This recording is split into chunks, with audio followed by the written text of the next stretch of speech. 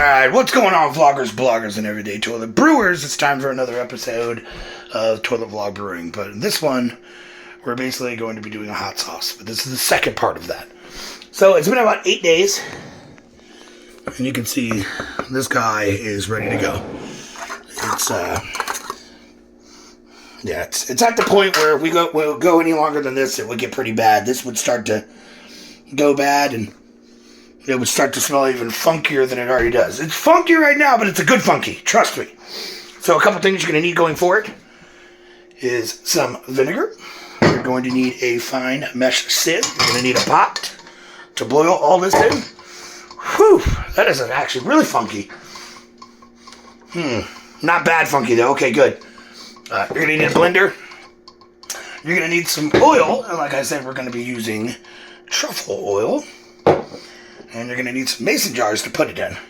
And maybe like a small mason jar or something like that to put the seeds and the thicker parts in. And then maybe like here you go, like a rubber spatula to help get through the fine mesh sieve. But it's pretty easy after this.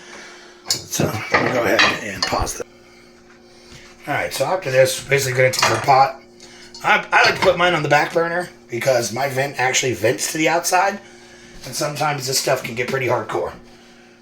But let's take this glass out. Right here.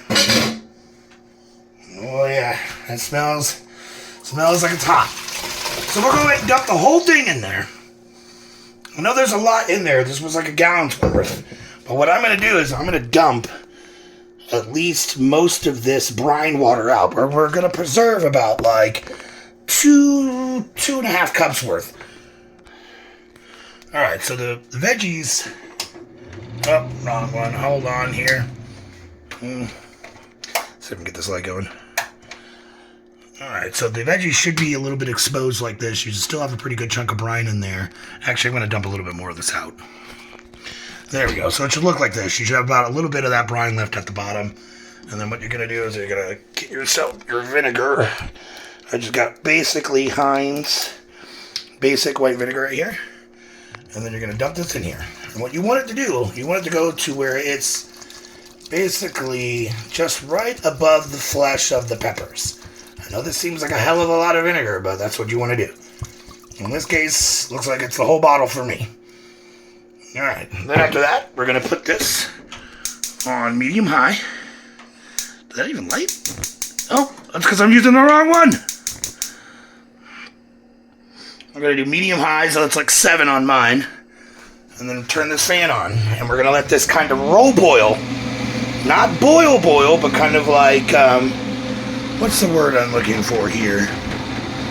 Kind of simmer. You can do it uncovered. I would do it uncovered.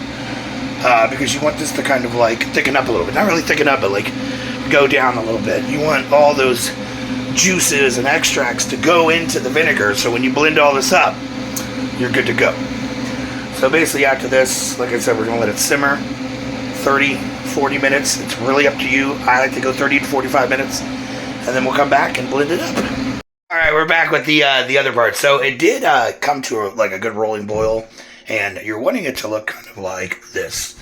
So you see how the pepper is kind of soft and fleshy? That's what you're going for. I cut the fire, let it chill out. We're going to get it into the blender and blend it from there. So I kind of screwed up. There's a little bit too much in the pot over here, but we dumped it out. So we're going to be doing 2 iterations, but that's okay. So you want to get most of the vinegar in there, most of the peppers in there. And like I said, you're going to put it on your top, latch this down, and then make sure you don't have it flying all over the place. But you want to put it on the puree system. Puree setting.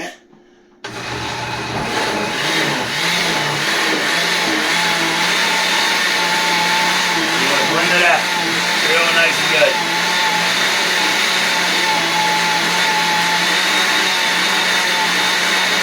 You want to make sure all the fleshy parts are blended up. And so you literally get it like liquid as you possibly can. And let this guy run for a minute. You can pause it. We're doing this in 2 iterations. We got this guy all nice and blended up. And we're just going to go ahead and pour it into our big bowl. Now, if you wanted to, you don't have to emulsify this. But what would happen is that the solids would separate from the flesh, and you would just have like vinegar and then flesh at the bottom, and every time you want to use it, you have to shake it up, so it would just be god-awful. So what I'm doing is that I'm going to blend this other side, or this other batch right here. I'm going to dump it in here, and we're going to run this through the sieve and try to get any like big fleshy parts out, seeds, all that. We're going to put it all back into the blender when we're done, and then that's when we'll emulsify it with our truffle oil. Alright, I'll be back. So yeah, we're just going to go slow, and we're going to pour this in here. This is a fine mesh sieve. You don't want to splatter it or anything like that, so just go real slow. And what you do is take your rubber spatula and then kind of work the sides.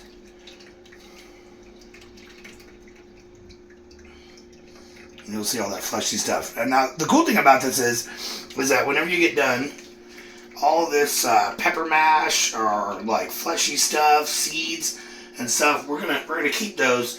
And if you want to, you can put them in to a dehydrator and turn it into your own spice mix. If you don't have a dehydrator like I don't, you can get some wax paper, put it on like a baking sheet, and then put the oven on low and let it go. Just make sure you turn on some kind of ventilation, because it's going to be pretty hardcore. But then after that, let it bake up, and then you can put that in like a spice grinder or a coffee grinder if you don't even have a spice grinder, or even a what's the thing I'm looking for here? Food processor, and let that blend up and stuff. So, but yeah, I'm going to keep working this entire batch until I get all this nice and concentrated. And like I said, we'll go back in here, and then we'll emulsify it with the oil. We ran it through the fine mesh sieve. That's all the pepper flesh that's left over and the seeds and everything, fitting that it's in the kimchi jar. So we're going to put it back in here, back in our blender. Hopefully there's enough space that we can emulsify it with the oil. If not, we're going to have to do 2 batches again. This bowl I've had for like probably 100 years. It used to be my mom's back in like the 70s. Looks like we are doing 2 batches, but that's fine. A little batch. That's okay. So you put it back on your blender. And you need to have a blender that has one of these guys. Most modern day blenders do have these. So, yeah. Start off with this on. Put it on stir. Oh. Let's see here. What's the one? No, there's got to be one where you can. Alright, we need to pour a little bit of that out. Just a little bit.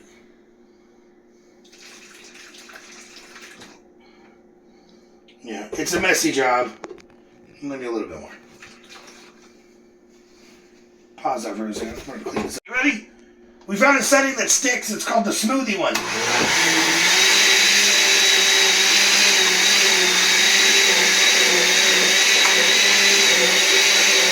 Probably should have taken this off beforehand.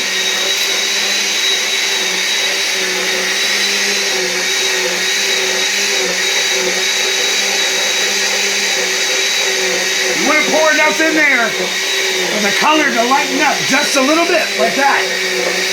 It's going to look like spaghetti sauce, and that's what you're looking for. And you're going to let it keep going for like a little while. If you think it's a little too much, or a little too less, you can always add more. It's not like salt and pepper. You can always go back, So let this guy go for a couple of minutes, and then we'll come back with the rest. Alright guys, so we emulsified the second batch, and that's what it looks like. It's supposed to look like buffalo sauce. It's kind of funny, I mean, like, I'm not trying to put the label in there, but see the color? See the color? But yeah, I know it looks a little thin right now. But yeah, the best thing you can do is lock these mason jars off. It's a little messy when you're doing this, so. But yeah, lock these mason jars off, put them in the fridge, let them sit for like 2 weeks so all the flavors and oils can congeal and get used to the cold and everything like that, and this will thicken up. You don't have to necessarily eat it cold or anything like that, but once it's like nice and good to go, you can bottle it, which is what I'm going to be doing. I'm just waiting for mine to come in on Amazon. And yeah, there you go. Black truffle Trinidad scorpion hot sauce.